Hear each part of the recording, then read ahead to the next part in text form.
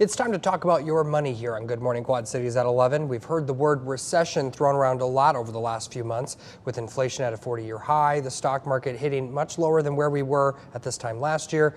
There's understandably some anxiety when it comes to talking about your hard-earned money. So joining us to help us sort through some of these ideas is Dave Elizondo, a certified financial planner from True Financial Partners in Bettendorf. Good morning, Dave. Thank you so much for joining us today.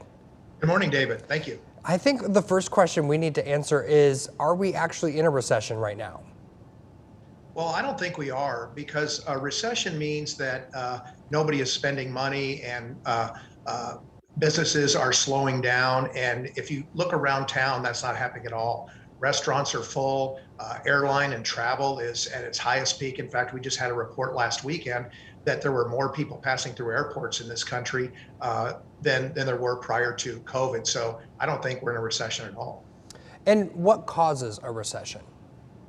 Well, a recession typically starts with inflation. Inflation is where the Fed is trying to slow down the economy because the economy is too overheated. So they start raising interest rates. And when the Fed raises interest rates, it causes prices to go up, mortgage rates to go up, car payments to go up, food and gas, everything gets more expensive. So that usually causes a slowdown, which is what a recession is. And the worse that inflation gets, the worse a recession gets, things really slow down out there. It typically seems like that's what we're seeing right now. And I know you alluded to some of this before, but being in a recession, it's a struggle. And generally speaking, how does a recession impact us? I know you talked about rates and mortgages and things like that, but what are some other ways that a recession could impact us?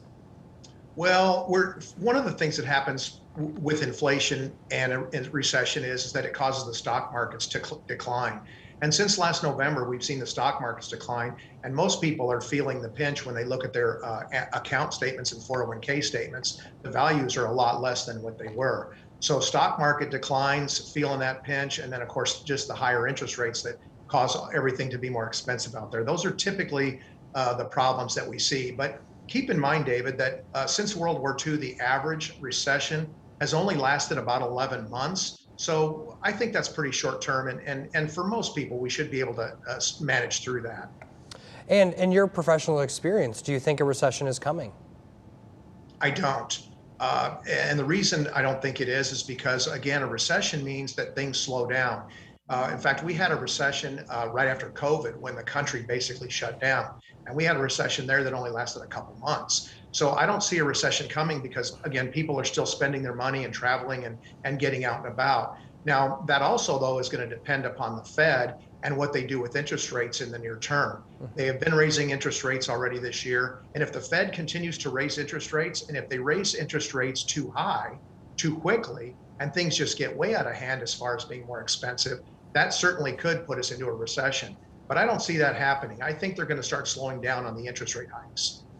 And if we were to go into a recession, how could somebody lessen the blow? Or how could we be lessening the blow right now, even though we're not in a recession? Well, actually, David, I think inflation is worse for us as individuals than a recession. Because with a recession, business slows down. And when businesses slow down, they're going to start putting incentives out there to try and get us back to spending our money and doing business with them. So again, the average recession has been short-lived. So actually good things might come because it might start putting in costs of everything, might start reducing the cost of everything, which is going to get us to buy. And that's a good thing. All right, Dave Elizondo with True Financial Partners in Bettendorf. Thank you so much for taking the time out of your day to give us some of your excellent expertise. Thank you. Thank you for having me.